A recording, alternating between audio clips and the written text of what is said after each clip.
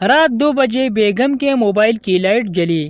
شوہر نے دیکھا اور بیگم کو تھپڑ مار کر غصے سے بولا، تمہیں آدھی رات کو کس نے بیوٹیفل لکھ کر بھیجا ہے؟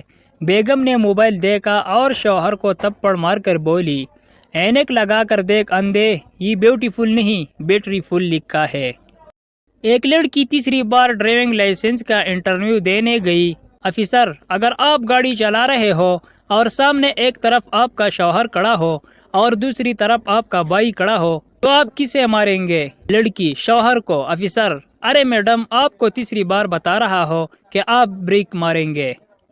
ایک آدمی اپنے دوست سے، شادی سے خوش تو ہونا؟ دوست، ہاں بھائی، بڑا خوش ہو، بڑا آرام ہو گیا ہر چیز کا، وقت پر اٹھ جاتا ہو، وقت پر ناشتہ کرتا ہو، وقت پر کپڑے استری ہوتے ہیں، گھر صاف ستھرا رہتا ہے، کھانے پینے کے اوقات صحیح رہتے ہیں، صحت بھی ٹھیک رہتی ہے۔